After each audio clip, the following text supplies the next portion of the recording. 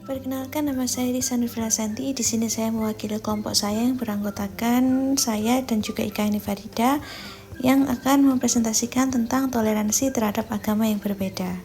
Latar belakang beragamnya agama yang di Indonesia, saya sangat tertarik untuk membahas terkait toleransi terhadap agama yang berbeda. Karena di Indonesia sendiri masih terdapat isu-isu terkait perbedaan agama yang membuat hal itu berujung konflik.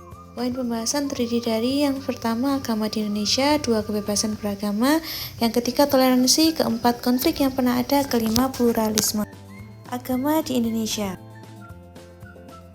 Berikut adalah data agama di Indonesia yang bersumber dari laman resmi portal Berita Indonesia.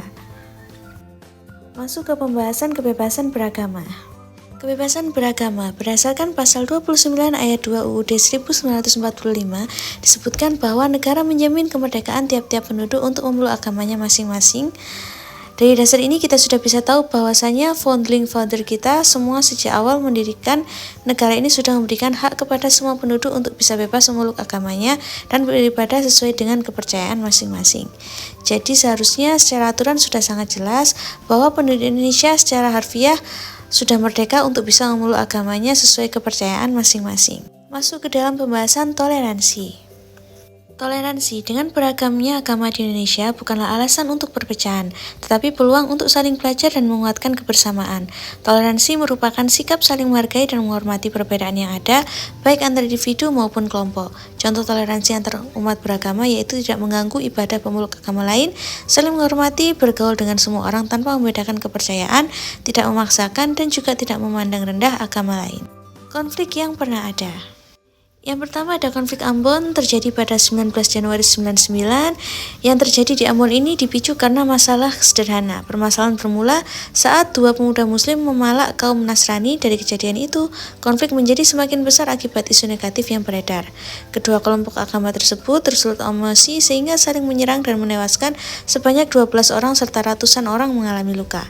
Selanjutnya ada konflik Tolikara yang terjadi pada 17 Juli 2015 antara Islam dan Nasrani, yang dimana tersebut bermula ketika jemaat gereja Injil membakar masjid ketika umat muslim akan menjalankan sholat Idul Fitri.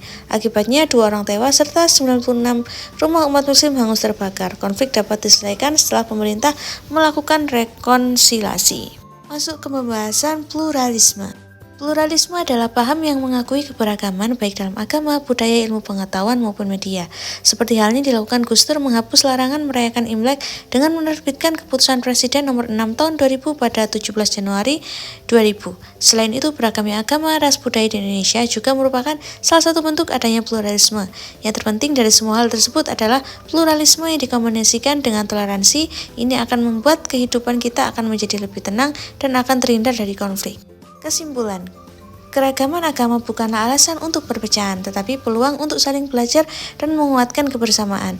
Toleransi berarti menghormati keyakinan orang lain tanpa diskriminasi. Dengan apresiasi, kita tidak hanya menghormati tetapi juga belajar dan memahami makna ajaran agama mereka. Toleransi seharusnya kita jadikan sebagai budaya agar kehidupan beragama menjadi lebih harmonis. Tidak ada konflik apapun baik terkait ras, agama, budaya, dan lain-lain.